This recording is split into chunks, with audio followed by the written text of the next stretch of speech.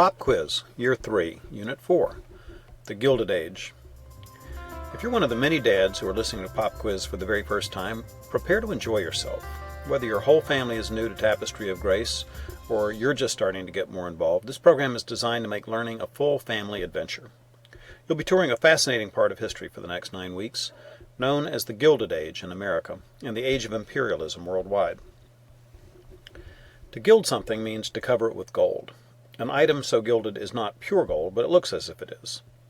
In 1873, Mark Twain and Charles Dudley Warner published a satirical novel entitled The Gilded Age, and the name stuck. The novel portrayed an era of ardent materialism and widespread political corruption.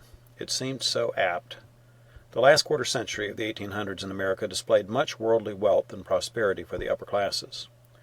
This was the golden glitter. For the wealthiest families, there was fantastic money. Even middle-class families of the era enjoyed a lifestyle that the elites of earlier centuries could not have believed possible.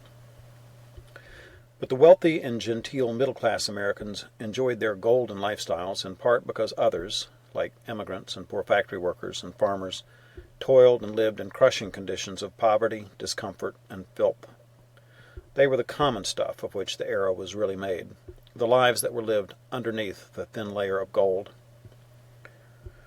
All students will read about the challenges that immigration presented Americans in this Gilded Age.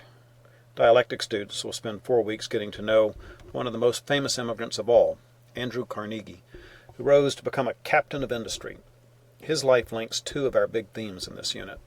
Older students, at the rhetoric level, are learning about the rise of big business, the trusts and monopolies, and the plight of the farmers and factory workers, not to mention the deterioration of race relations in the South. Those who choose our government elective will also see how different groups of Americans came together to create the populist movement, which dramatically changed both the laws and the customs of our country.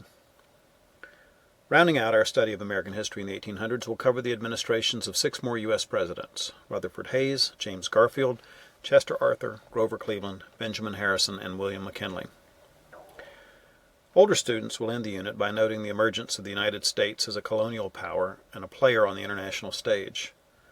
They'll also lay the foundations for understanding the great wars of the 20th century by focusing some of their attention on the development of the German Empire under the brilliant leadership of Otto von Bismarck, and on the events that eventually entangled Europe in a web of alliances that led to the First World War.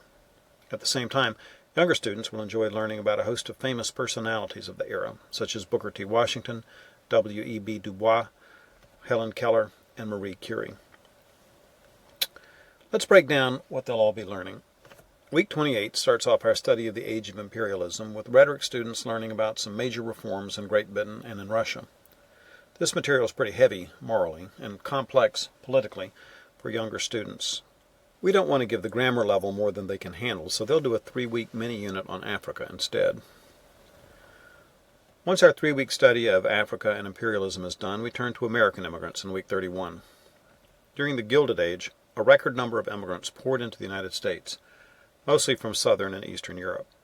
Rhetoric students will learn about the problems and perils of immigration, both from the immigrants' perspective and from the viewpoint of established white Americans, who often resented this influx of foreigners. Dialectic students will go on with this theme for 3 more weeks, and they'll study in detail, for 4 whole weeks, the life of one of the most famous immigrants, Andrew Carnegie. In week 32, rhetoric students focus attention on the rise of the big business trusts and monopolies. People who opposed them called these robber barons, while their supporters often called them captains of industry. We don't treat these men as villains or as heroes, but as very human beings who combine good and bad elements like anyone else. Whatever you may think of these capitalists, they were the pioneers of big business. These men were the fabulously golden elite of the Gilded Age, and reading about both their businesses and their lives is fascinating. They had a unique point of view that sprang partially from the spirit of the age, replete with American optimism, pseudo-scientific theories about society that sprang from the writings of Charles Darwin, and a sense of destiny and purpose that echoed the spirit of manifest destiny that we've studied from earlier decades. Week 33 is a sad week for rhetoric students. Their high schoolers will be learning about the trials of the laborers, including their often horrendous working conditions, the types of work they performed, and their early attempts at organizing labor unions. As if that wasn't enough for 1 week, they'll also learn about the deterioration of race relations in the South, including the rise of oppression by means of terror and segregation there. Week 34 is a little more upbeat. Along with the exciting story of the Klondike Gold Rush, some students will learn about the gold standard and the rise of mass production.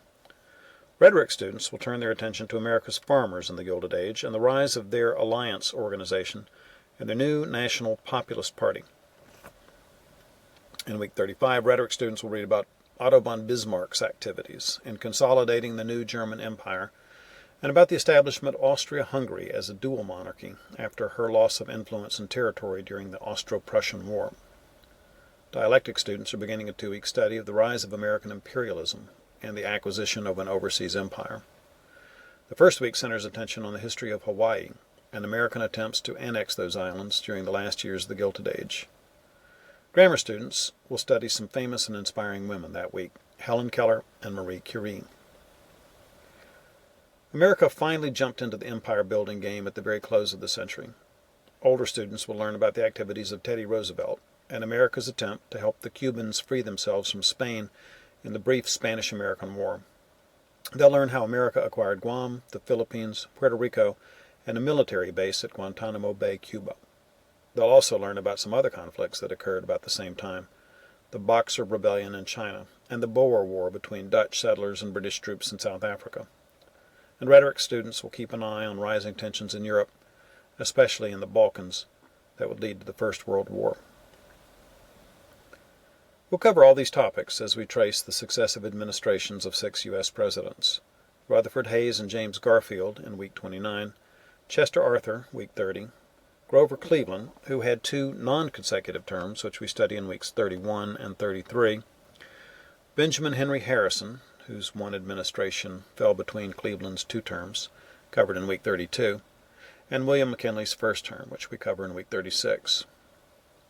Now, I barely even knew these names before our family started doing tapestry, but you may know more. Even if you do, you may be amazed at how interesting these men can be. There was Rutherford B. Hayes, whose 1876 election was even more mixed up than George W. Bush in the year 2000. There's Republican James Garfield, who was shot in the back by a disgruntled job seeker. Grover Cleveland was a bachelor who brought a 21-year-old First Lady to the White House and then lost his re-election bid. As his wife left the White House in 1889, Francis Cleveland told the servants, "I want you to take good care of all the furniture and ornaments in the house, for I want to find everything just as it is now when we come back again 4 years from today, or roughly 1,460 days from now." Sure enough, her husband won the election of 1892, and she came back. We'll deal with church history in this unit. Tapestry of Grace surveys most of the Bible in year 1, but we maintain a focus on the Word of God and the advance of His kingdom by following the thread of church history through the next 3 years. Older students who follow our church history track will be learning about Mary Slessor, a gutsy Scotswoman who took the gospel to Africa. We'll cover great evangelists like D.L. Moody.